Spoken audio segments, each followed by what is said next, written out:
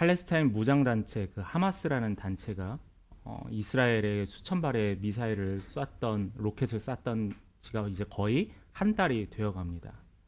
로켓을 쏘고 무장단체들이 민간인을 죽이기도 하고요, 또 납치하기도 했습니다. 또한 이에 보복한다고 이스라엘에서도 마찬가지로 수많은 미사일을 쏘고 있습니다. 맨 처음에 시작은 이 두 나라의 싸움이었습니다. 하마스라는 단체와 이스라엘이라는. 근데 이 둘이 싸웠었는데 이제는 점점 전쟁이 확대되어 가고 있습니다. 주변의 나라, 주변과 끼어있지 않는 나라, 이익이 해당되는 나라들이 같이 연합하여서 점점 더 큰 전쟁에 이를까 걱정하고 있습니다. 전쟁이라는 것, 많은 가족을 잃게 되고요, 또한 아파서 눈물을 흘리게 됩니다. 그냥 단순히 뉴스에 나와서 어린아이를 누가 죽였느냐 안 죽였느냐 감정이 호소하는 게 아니라 누구에게나 가족을 잃는 시간이 이 전쟁이기도 합니다. 이 전쟁이 과연 이 땅에서, 팔레스타인 땅에서만 있었던 걸까요? 지금 러시아나 우리가 알지 못하는 나라들에서 지금 크든 작든 전쟁들이 수없이 일어나고 있어요. 이러한 분쟁이 왜 일어날까요? 지난 역사를 보면 분쟁의 원인은 우리가 흔히 알고 있는 것들이 있습니다. 과거에는 종교 전쟁이 상당히 많았었어요. 또 정치적인 전쟁도 있었고요, 또 민족들 간의 전쟁도 있었습니다. 그런데 이것이 특별한 하나의 주제로만 전쟁이 일어났던 게 아니라 복합적으로 일어나다 보니까 자연스럽게 전쟁의 원인이, 전쟁을 하다 보니까 나중에는 뭐 때문에 싸웠지라는 생각이 들기도 합니다. 그만큼 원인을 파악하는 게 쉽지 않다라는 거죠. 그런데 저는 여기에서 더 하나 추가하고 싶습니다. 인간이라는 거예요. 모든 분쟁의 원인은 인간이라는 거예요. 어떤 인간이요? 상대방을 이해하려 하지 않는 인간. 또 자신이 생각하는 정의가 상대방에게도 똑같은 정의라고 생각하는 사람. 전쟁이 일어났어도 막지 못하는 게 뭐냐면은 사람에 따라, 상황에 따라 계속 정의가 바뀌어가고 있어요. 요즘 한국 많이 나아졌습니다. 제가 명동이나 홍대에 가보면은 외국인이 진짜 절반이에요. 한국 사람들이 과거에 비해서는 많이 나아졌지만은 실제로 백인과 흑인, 동남아인, 멕시칸인 이렇게 좀 구분을 많이 해요. 제가 있었던 미국에서도 한국 사람에 대해서 LA 폭동, LA 폭동이라고 기억나요. 그때 왜 한국인들이 주 대상이었냐면은 한국인들이 너무 잘 살았거든요. 많은 원인도 있겠다. 너무 잘 살아서 그 당시 억압받던 흑인들이 공격의 대상이 이 한국 사람이었기도 했었습니다. 그렇다 보니까 차별이 좀 심했어요. 학생들 다니는 영어학원에 백인 선생님은 급여를 좀 더 받고 흑인 선생님은 급여를 좀 덜 받습니다. 실제. 여러분, 왜 이런 게 생겼을까요? 피부색으로 평가하는 한국 사람들의 정서가 아직도 남아있다라는 거예요. 결국 자기와 다른 사람이 다른 것이 아니라 나와 다르기 때문에 너는 틀린 거야 라고 생각하는 이러한 사고가 문제였다는 겁니다. 그런데요, 여러분, 가장 다른 게요, 너와 나가 아니라 하나님과 나와의 관계예요. 하나님과 나처럼 완벽하게 다른 것이 있었을까요? 인간과 인간은 악도 있고 또한 욕심도 있고 욕망도 있고 질투도 있지만은 하나님과 인간 사이에는 절대로 같이 설 수 없는 것들이 너무나 많다라는 거예요. 거룩하신 하나님, 연약한 우리, 같이 할 수 없습니다. 그런데도 불구하고 하나님께서 우리 뭐를 허락하셨어요? 은혜라는 걸 허락하셨잖아요. 값없는 은혜를 허락하셔서 하나님과 우리와의 관계가 떨어질 수밖에 없는데 이 떨어진 관계를 합쳐지는 게 바로 이 은혜로 가능했습니다. 사실 거룩하신 하나님께서 우리를 받아들인 게 가능했을까요? 하나님께서 우리를 심판하고 벌하시는 것만 가능했는데 오로지 하나님이 그렇게 가능할 수 있었던 이유는 우리를 사랑했기 때문에. 그냥 내가 너를 사랑한다는 그냥 미사어구가 아니라 내가 나의 사랑하는 독생자 아들 예수 그리스도를 너를 살리기 위해서 십자가에 못 박히게 정도에까지 이르게 했던 그 사랑을 보이셨다라는 거예요.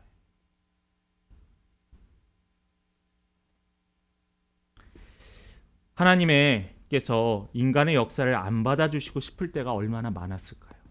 우리들의 외침을 외면하고 싶었을 때는 또 얼마나 많았었을까요? 그럼에도 불구하고 하나님은 우리를 바라보고 계셨다라는 거예요.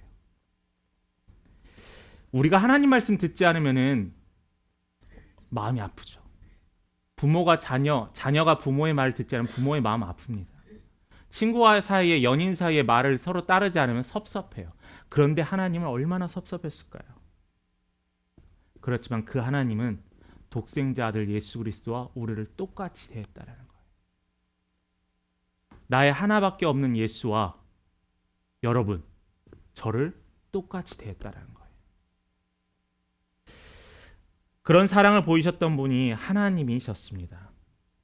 사도행전을 읽다 보면 우리가 특별히 지금 3주 전부터 장벽에 대해서, 차별에 대해서 계속 말하고 있는데 오늘이 이 10장의 마지막 부분이기도 합니다. 사도행전을 읽다 보면은 여러분들 몇 가지 장벽이 깨어지는 장면이 있어요. 사도행전 2장과 6장에 히브리파 유대인과 헬라파 유대인이 서로 분쟁이 있었습니다. 가장 큰 분쟁이 뭐였죠? 우리가 말씀을 드렸죠. 그때 구제 때문에 서로 분쟁이 일어나기 시작했어요. 왜 너는 히브리파 사람 과부만 더 주고 우리 헬라파는 더 구제에 배제하느냐면서 싸우기 시작했어요. 이 장벽이 무너지게 됩니다. 하나님께 지혜를 주셔서 그 장벽이 무너지게 돼요. 또 두 번째 장벽이 무너집니다. 사도행전 8장. 이것은 그냥 단순히 헬라파 유대인, 히브리파 유대인이 싸웠던 그냥 짧은 시간이 아니라 과거 그들의 조상의 조상으로부터 이어져 왔던 뭐였냐면은 유대인들과 혼혈인 사마리아인들 간의 다툼이 늘 있었어요. 혼혈인 사마리아인 사람들은 유대인들의 예루살렘 성전에서 예배를 드릴 수 없었어요. 왜냐하면 그들은 하나님의 말씀을 어겼던 불경건한 사람들이었기 때문이죠. 그런데 어떻게 됐어요? 하나님께서 빌립 집사를 파송하셔서 그들에게 복음이 들어가게 하셨습니다. 그들은 화해되었어요. 사도행전 10장에 또 우리가 보고 있지만은 나와 있잖아요. 베드로라 하는 대표적인 유대인과 그리스도인 유대인과 또 하나 고넬료라는 로마인 이방인에 향해서 이 장벽이 무너지게 됩니다. 오늘 이 장벽이 무너지고 또한 깨달음의 단계가 오늘 본문의 말씀이에요. 저는 그렇게 해서 이렇게 생각합니다. 성령의 역사는 막힌 담을 무너뜨리고 막힌 담을 무너뜨리는 것뿐만 아니라 복음으로 말미암아 화해하게 되는 게 바로 복음의 힘이라는 거예요. 첫 번째로 우리가 찾아보게 됩니다. 첫 번째로 베드로가 깨닫게 되었어요. 깨닫다. 제가 말씀을 준비하면서 깨달음에 대해서 찾아봤어요. 신앙과 깨달음, 믿음과 깨달음에 대해서 찾아봤는데 대부분 무엇과 연관이냐면 불교와 연관되어 있더라고요. 그러니까 불교가 깨달음과 상당히 연관되어 있어서 수많은 논문이나 사설들이 많더라고요. 근데 제가 그걸 보면서 의아했습니다. 왜 기독교에도 깨달음이라는 게 하나님께서 지혜를 주셔서 깨닫게 하는 게 얼마나 많은데 왜 깨달음이라는 단어가 별로 없었을까? 한번 말씀을 깨달음에 대해서 한번 증거를 찾아보도록 하죠. 에베소서 1장 17절부터 18절 초반의 말씀입니다. 우리 함께 같이 읽어봅니다. 시작. 우리 주 예수 그리스도의 하나님 영광의 아버지께서 지혜와 계시의 영을 너희에게 주사 하나님을 알게 하시고 너희 마음의 눈을 밝히사. 여기까지 읽겠습니다. 여기까지. 자, 여러분, 지혜와 계시의 영을 줬다는 거예요. 하나님께서 우리가 하나님을 아는 지혜를 주셨다는 거예요. 내가 하나님을 알아가는 게 하나님이 스스로 자신을 조금씩 보여주시는 거예요. 그것에 반응해서 우리가 하나님을 알아간다는 거죠. 베드로와 고넬료처럼 특별히 하나님의 환상이나 계시를 통해서 자신을 드러내셨습니다. 아브라함에게 말했죠. 내가 지시할 그 땅으로 가라. 요셉에게 꿈을 통하여서 말씀하셔서 내가 7년 기근을 준비하라라고 했어요. 뿐만 아니라 사도행전에서도 이런 얘기가 있잖아요. 사울이 예수를 알지 못했지만 다메섹 도상에서 그가 눈이 띄어져서 눈이 감겨지고 눈이 띄어지게 됩니다. 이 모든 과정에서 사울은 뭘 하게 되죠? 예수가 메시아고 그리스도인 것을 깨닫게 됩니다.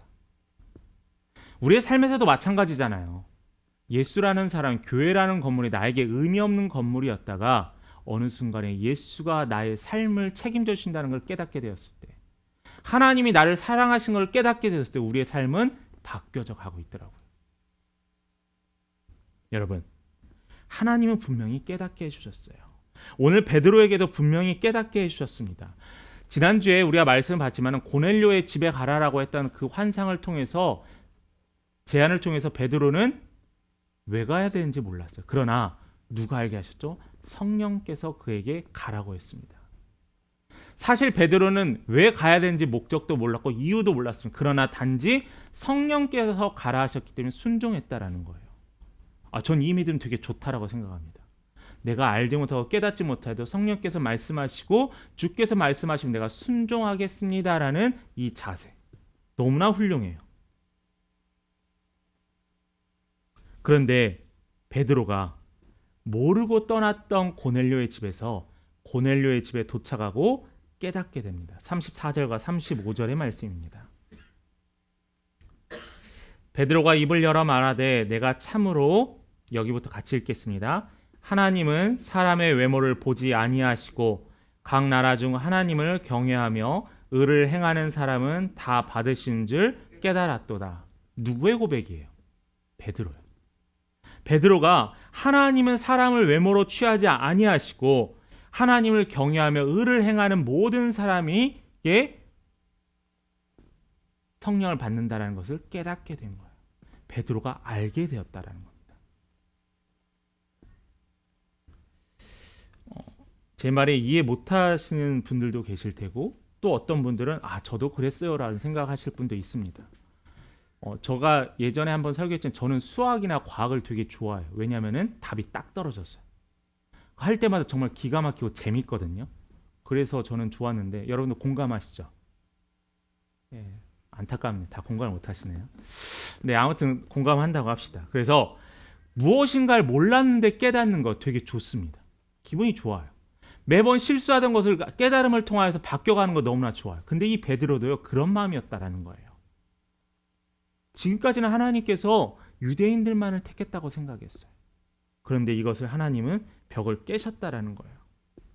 유대인들은 그들의 삶 속에서 항상 가지고 있었던 게 있었잖아요. 뭐였죠? 선민의식. 하나님이 우리를 택하셨다는 이 선민의식을 늘 갖고 있다 보니까 그들은 늘 우월했어요. 되게 기분 나빴던 게 뭐였어요? 다름이 아니라 포로로 잡혔는데 얘네들이 뻣뻣한 거예요.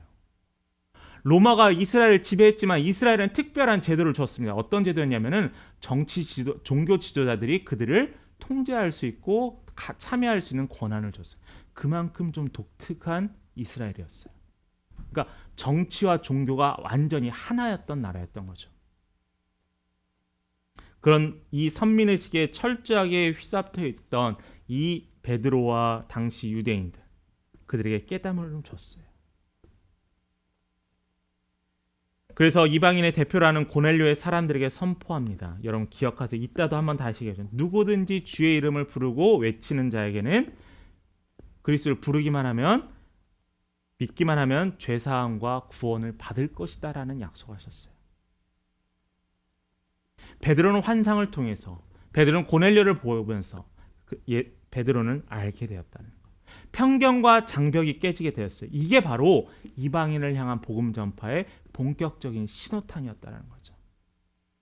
빌립 집사가 전에 에디오피아 내시를 보고 이사야를 하고 그에게 기도했던 것을, 그것과는 비슷한 맥락이지만 여기 고넬료를 통해서는 완전히 새로운 이방인의 전도와 선교의 문이 활짝 열리게 되는 아주 놀라운 은혜라는 겁니다. 그런데 사실 이게 새로운 게 아니에요. 왜 새롭지 않냐면은 하나님께서는 과거부터, 구약 때부터 무차 이야기하고 계셨거든요. 아브라함을 한번 볼까요? 하나님께서 아브라함을 부르실 때 뭐라고 하셨어요? 내가 너에게 복을 주겠다라고 하면서 아브라함을 불렀습니다. 이 땅의 복의 근원이 되게 해 주시겠다라고 하면서 아브라함을 불렀어요. 너를 통하여 모든 민족이 복을 받을 것이다. 모든 민족이 아브라함과 그 후손들을 통해서, 여기는 그냥 이스라엘 백성이 아니라 모든 이방인들에게까지 그게 확장되는 거거든요. 뿐만 아니라 선지자들을 통하여서, 특별히 우리가 잘 아는 요나의 이야기를 한번 볼까요? 요나는 자신의 유대인을 침범하였던 니느웨 사람들에게 복음을 전하러 가기 싫어했잖아요. 거부했잖아요. 하나님이 환상을 보이시고 말씀하시는 그는 거부했잖아요. 결국 고래의 뱃속에서 깨닫게 되고 낮아지며 다시 복음을 전하게 되죠.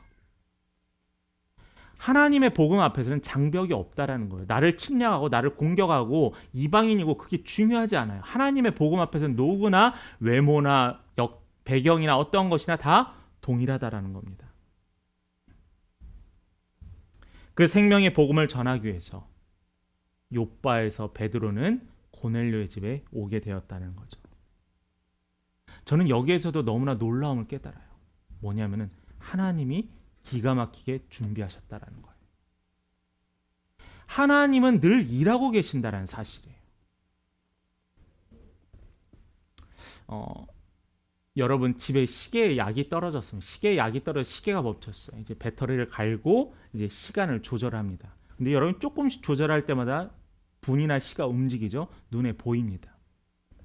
정말 작은 톱니니까요. 그런데 여러분 어마어마한 톱니를 한번 봅시다. 어마어마한 톱니가 조금씩 움직이면 우리는 그게 움직이는지 잘 느껴지나요? 안 움직이죠. 못 느껴요. 하나님도 마찬가지예요. 하나님은 큰 것을 보시고 광활하게 하시고 모든 것을 보시기 때문에 하나님이 보시는 그 모든 것이 하나님은 계속 일하고 계시고 준비하셨다라는 거예요. 이 과정을 준비하셨다는 거예요. 고넬료를 통해서 이방인의 민족이 복음을 듣게 되고 고넬료를 통해서 또한 우리를 향해서 복음을 선포했던 그것을 하나님께서는 계획하시고 준비하셨다는 거예요. 이 시간에 여러분들이 이 자리에 와서 예배드릴 수 있는 것도 하나님의 인도하심 없으면 불가능하다는 거예요. 이게 고백되어야 한다는 거예요. 내가 궁핍하고 내가 어렵고 내가 가족에 어떠한 문제가 있을지라도 왜 나는 이런 일이 생겼을까라고 걱정과 원망이 아니라 하나님의 큰 틀에서 하나님 우리를 하나님의 방법으로 인도하신다라는 거예요. 그래서 나는 오늘도 낭망하지 않습니다. 그럼에도 불구하고 나는 감사합니다. 다음 주에 말씀 나누겠지만 그리 아니하실지라도 나는 하나님께 감사합니다. 그게 바로 하나님의 은혜라는 거예요. 은혜는요, 내가 어떤 대단한 것을 해서 어떤 대단한 노력을 해서 주시는 게 아니에요. 여러분들이 어떤 대단한 것을 해서 하나님께서 여러분 찾아오셨나? 아니에요. 고넬료가 특별한 무엇인가 해서 그가 기도했다고요? 그가 정해진 시간에 기도했다고요? 구제와 선한 일을 했다고요? 아니에요. 그래서 하나님께서 그를 찾아주신 게 아니라 그의 마음을 보시고 그에게 복음을 선포하셨던 거예요. 여러분 고백했으면 좋겠습니다.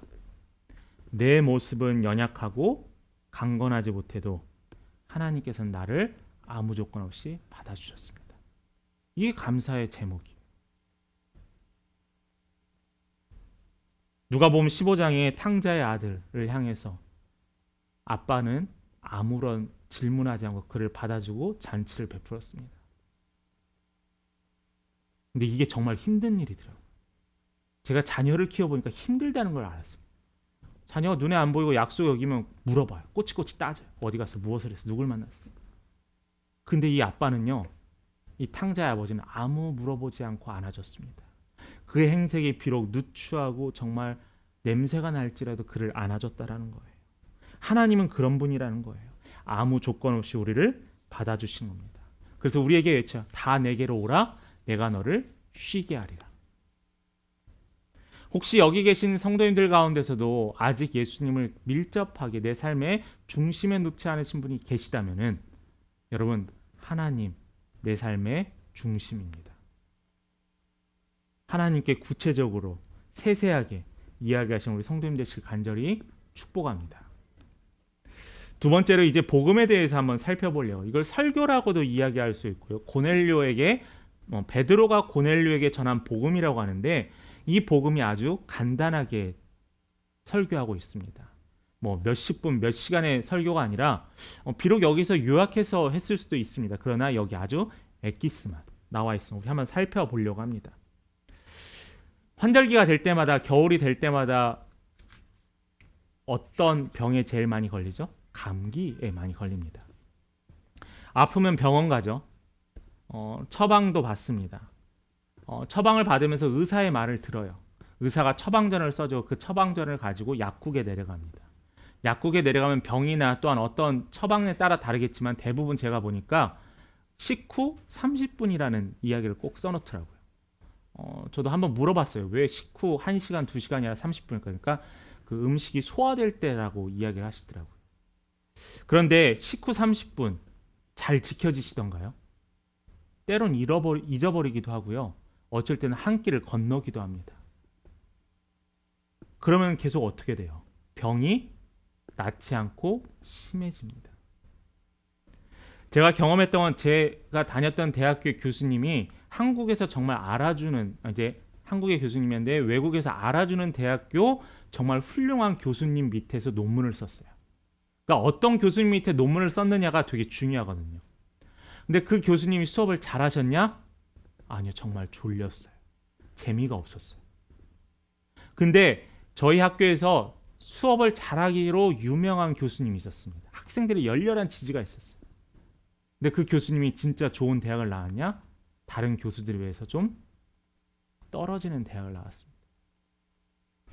설교자도 마찬가지예요. 설교자가 자료를 준비하고 묵상을 하면서 여러 가지 준비를 했습니다. 깨달음이 많아요. 이 깨달음을 다 한 주에 쏟아내려고 하면 성도님들이 어떻게 되죠? 허걱하잖아요. 체하잖아요. 이런 걸 다 어떻게 먹어 하면서 걱정하잖아요. 여러분, 복음도 마찬가지예요. 복음은 복잡하지 않아요. 복음은 아주 심플해요. 복음은요, 시대에 따라 변하지 않아요. 복음은 상황에 따라 변하지 않아요. 복음은 대상에 따라 변하지 않아요. 복음은 늘 동일합니다. 그게 그래서 복음이 힘이고 복음이 가지고 있는 놀라운 능력이라는 거예요. 오늘 그 말씀을 통해서 한번 보려고 합니다. 36절을 한번 볼까요? 36절입니다. 이 베드로가 고넬료와 그의 가족들을 향해서 복음을 전파하는데 36절 함께 읽어봅니다. 시작. 만유의 주 되신 예수 그리스도로 말미암아 화평의 복음을 전하사 이스라엘 자손들에게 보내신 말씀. 제가 하나를 건너뛰어서 이렇게 나왔는데 만유의 주 되신 예수 그리스도로 말미암아, 여기서 우리가 하나 살펴봐야 될 게 있어요. 뭐냐면은 만유의 주. 이 만유의 주가 뭐냐면은 그 이교도, 그러니까 그리스도를 믿지 않는 자를 이교도로 합니다. 그러니까 당시에 로마에서는 뭐라고 하면 신들을 뭐라고 하면 만유의 주라는 표현을 썼어요. 자신들이 나라를 다스리고 자신들의 민족의 주인이기 때문에 만유의 주라는 표현을 썼습니다. 그런데 베드로는 고넬료와 그들을 향해서 하나님, 예수님이라고 이야기하지 않고 만유의 주라는 표현을 썼어요. 왜 했냐면은 그들이 익숙한 언어를 가지고 하나님을 전했다라는 거예요. 조금 더 구체적인 예를 한번 볼까요? 여러분, 여기에서 가장 먼 나라의 땅, 뭐 아르헨티나라는 땅에 갔다고 해봅시다. 페루라고 하죠. 제가 페루에 좀 아니까.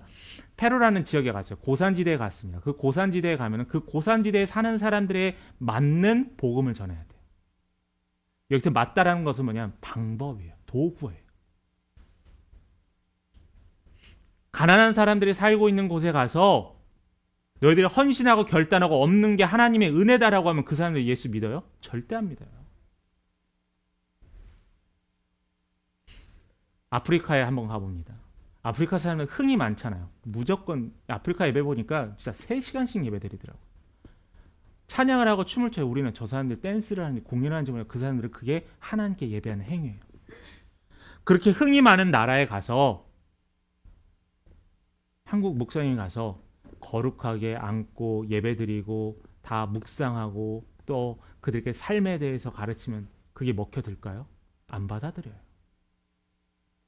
고넬료에게도 마찬가지였던 거예요. 그게 지혜라는 거예요. 만유의 주라, 그들이 지금까지 사용했던 우상과 신에 대해서 사용했던 표현을 만유의 주가 사실은 하나님이야 라고 표현을 한 거예요. 자, 이 만유의 주로서 무엇을 했죠? 뭐냐면은 화평의 복음을 전했습니다. 36절의 중간에 보면 화평의 복음이라는 걸 전했습니다. 화평의 복음은 뭐냐면 예수께서 탄생하시고 십자가 사건까지 요약한 것이 화평의 복음이에요. 자, 여러분, 예수가 태어났을 때 마태, 마가, 누가, 요한, 사도행 또 이사야에서의 말씀들을 보면은 뭐라고 하냐면 예수가 태어날 때 이 땅에 평화라고 합니다. 우리 곧 있으면 대강절과 성탄절 보내잖아요. 초를 하나하나 키면서 우린 뭐라고 고백해요? 이 땅에 온전한 평화인 아기 예수가 오셨습니다라고 하잖아요. 예수가 평화로 오셨다라는 거예요. 그래서 베드로는 이 평화를 이야기해서 예수의 일대기를 이야기합니다. 여러분 여기서 우리가 하나 주의해야 될 게 있어요. 뭐냐면은 평화는요. 지금 일어나고 있는 전쟁이 잠시 멈추는 걸 평화라고 하지 않아요.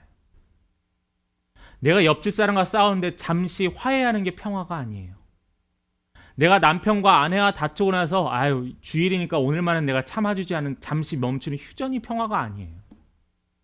평화는 뭐냐면은 영원한 거예요. 일시적인 것이 평화가 아니라 예수가 오시고 예수가 보이시고 예수가 확인하신 평화는 모든 이들에게 동일한 영원한 평화라는 겁니다. 그래서 여러분 상황에 따라 변하지 않아요.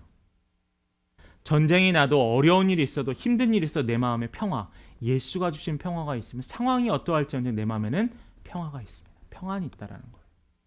그래서 여러분이 기도해야 될 것은 하나님 제가 지금 이렇게 어려운 일이 있는데 하나님 이 어려운 일을 해결하게 해주세요라고 기도하는 게 아니라 하나님 이 어려운 일 가운데서도 해결해 주시지만 아직 해결하지 않고 제가 감당해야 한다면 저의 마음에 평안을 주옵소서라고 기도해야 한다는 거죠. 이게 단편적이라는 거예요. 하나님 제가 지금 너무 아파요. 병이 빨리 낫게 해주세요. 아파도 주님이 주신 평안은 있습니다. 제가 천국을 경험한 적이 있습니다. 제가 죽어서 천국을 갔다는 말이 아니에요. 괜히 이런 말하면 또 사람들 이상하게 오해하니까 어느 곳에는 교회에서 예배 때 천국을 경험합니다. 또 하나 경험하는 것은 제가 언제였냐면은 호스피스 병동을 제가 신방을 할 때가 좀 있었어요. 정말 삶을 얼마 남겨주지 않은. 근데 그곳에서 들려지는 고요함과 고요함 속에 들려지는 찬양이요. 저는 정말 천국 같았어요. 여러분, 이게 평화예요. 하나님이 주시는 평화. 예수가 이 땅에 오신 목적, 이 평화예요. 이 평화의 복음을 누구였죠? 예수가 가졌다는 거예요. 그러니까 이 평화의 복음은 예수로부터 출발해야 합니다. 예수로부터 갈라졌던 관계가 화해되어지고 예수로부터 깨어졌던 관계가 만들어지고 다시 회복하고 예수를 통하여서 하나님과 우리와의 깨어졌던 이 깊은 골짜기의 관계가 회복되어지는 것. 이게 바로 평화입니다. 그러면서 예수님은 어떤 일을 하셨는지 구체적으로 이야기하고 있습니다. 37절과 38절 말씀입니다. 우리 함께 같이 읽어봅니다. 곧 요한이 그 세례를 반포한 후에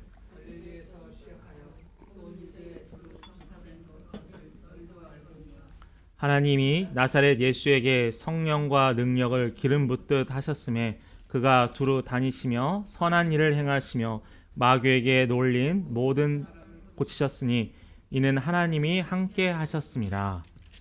자, 예수의 사역들에 대해서 이야기하면서 마지막에 뭐라고 했어요? 하나님께서 함께 하셨다는 거예요. 하나님께서 함께 하셨기에 예수가 이 모든 사역을 감당했다라는 겁니다. 여러분, 평화의 복음은요, 우리도 이미 알아요. 예수가 어떻게 죽었고 예수가 어떻게 태어났고 예수가 어떻게 부활했고 예수가 어떻게 오신다는 거 우린 다 알아요. 그런데 알지만은 아는 데서 멈춰서 그런 거예요. 알았다면은 다시 오실 예수 때문에 우리는 평화가 있어야 되고 다시 오실 예수 때문에 우리는 감사해야 되고 다시 오실 예수 때문에 우리는 소망을 품을 수 있다라는 거예요. 그게 없기 때문에 우리는 마음의 평화가 없다라는 겁니다. 또 하나 있습니다. 여기서 멈추지 아니하고 42절과 43절의 말씀에 보면은 우리에게 명하사 백성에게 전도하되 하나님이 살아있는 자와 죽은 자의 재판장으로 정하신 자가 곧 이 사람을 증언하게 하셨고 그에 대하여 모든 선지자도 증언하되 그를 믿는 사람들이 다 그의 이름을 힘입어 죄사함을 받는다 하였느니라.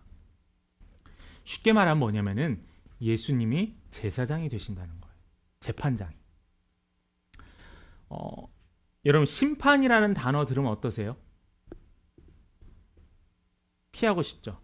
오늘 여러분 우리가 예배 드릴 때 항상 맨 처음에 같이 신앙 고백하는 게 뭐예요? 사도신경이잖아요. 이 사도신경을 고백하면서 우리 뭐예요? 살아있는 자와 죽은 자를 심판하실 것을 믿는다라는 거예요. 여러분은 매주 최소 일주일에 한 번 이상은 심판하실 것을 믿는다라고 고백하거든요. 왜요? 이 심판은 믿는 자에게는 기쁨이 되기 때문이에요.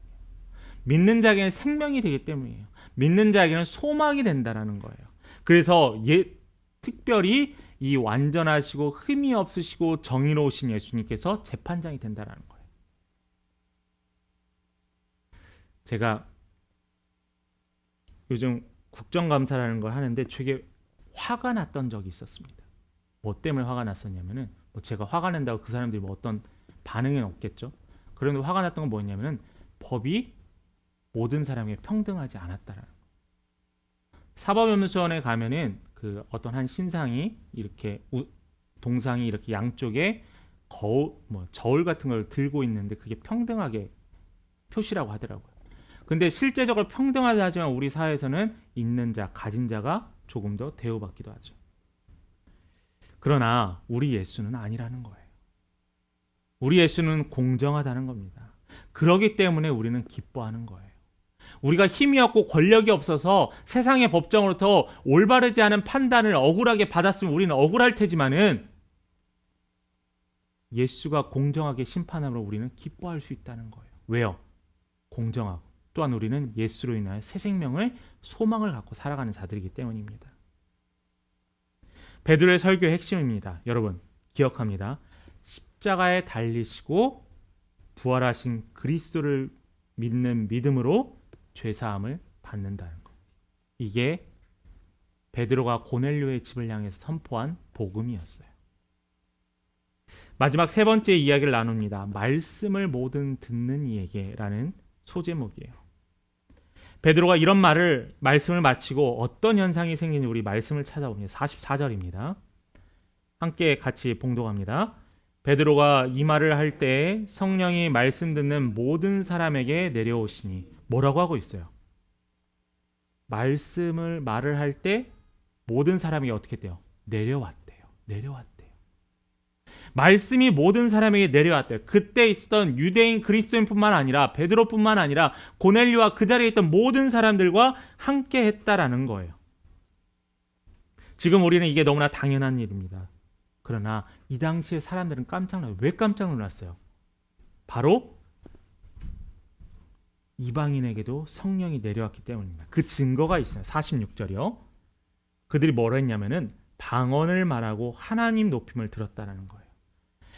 성령이 임해서 방언으로만 나타난다는 표시는 절대 아닙니다. 오해하시면 안 돼요. 근데 성령의 나타나심이 방언으로 표현됐어요. 뿐만 아니라 방언을 통해서 하나님을 높이고 찬양했다는 겁니다. 눈에 안 보이는 성령께서 특별한 환상으로 그들이 찬양하게 하셨어요. 이것이 바로 성령을 부어주신 증거입니다.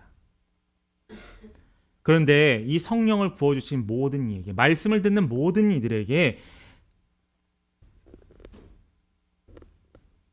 놀라운 고백이 하나 생겨요. 48절의 말씀을 봅니다. 마지막 48절입니다.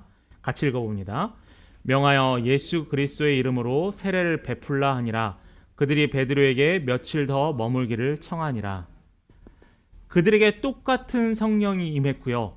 그들도 또 이방인이 똑같은 물로 세례를 받게 되었습니다. 그들의 마음은 기뻤어요. 그들의 마음은 행복했어요. 왜요? 복음으로 말미암아 이방인이나 유대인이나 똑같았다는 것을 증거하는 것이 본문의 말씀이라는 겁니다. 그런데 제가 하고 싶었던 얘기는, 여러분들이 소망해야 되는 이야기는 그 뒤에 나와요. 베드로에게 며칠 더 머물기를 청했다라는 거예요. 며칠 더 머물기를 청했대요. 며칠 더 머물기를 바랬대요. 그들이 예수에 대해서 복음을 듣고 나서, 성령을 받고 나서 그들은 어떻게 하면 베드로를 통해서 말씀을 더 듣고 어떻게 하면 베드로를 통해서 더 예수의 복음을 듣기 원하는지 그들은 고백했다라는 거예요. 그런 거 있잖아요. 조금 더 교회에 있고 싶다. 조금 더 주의 말씀을 듣고 싶다. 오늘 말씀을 듣고 읽는데 멈출 수가 없다. 이러한 일들이 우리 안에도 있었다라는 거예요. 그게 바로 표현하는 게 며칠 더 머무기를 청했다라고 했습니다. 여러분, 말씀을 듣는 여러분, 주께 복음을 들었던 여러분 주와 거하시기를 소망하며 사시는 우리 성도님 되시길 바랍니다. 말씀 마무리합니다. 유대인들이 이방인을 멸시했죠. 로마인들을 멸시했죠. 고넬료를 멸시했죠. 그런데 되게 웃긴 일이에요. 뭐냐면은 로마는 엄청난 힘을 갖고 있거든요. 남들이 볼 때 똑같은 기준에서 네가 뭔데 나를 무시해라고 할 수 있는 충분한 이유이기도 합니다. 그런데 여러분, 예수를 통해 변화되었지만 선민의식에 쌓여있던 유대인 그리스도인들, 그들의 장벽이 복음으로 말미암아 무너졌습니다. 뿐만 아니라 반면에 고넬료 일행에게는 베드로를 만나면서 그들의 인생이 새로운 전환점이 되었습니다. 베드로를 만나서 옛삶을 벗어버리고 예수가 메시아임을 확인하면 만유의 주인임을 확인하는 이 놀라운 은혜가 이 자리에 있게 되었다라는 거예요. 여러분, 여러분들의 삶에서도 이 복음의 힘으로 늘 새로워지시기를 소망하시기 바라요. 이 복음의 힘으로 새로운 생명을 가지고 영원한 생명을 가지고 끊이지 않는 기쁨을 가지고 살아가는 믿음의 성도님 되시기를 간절히 축원합니다.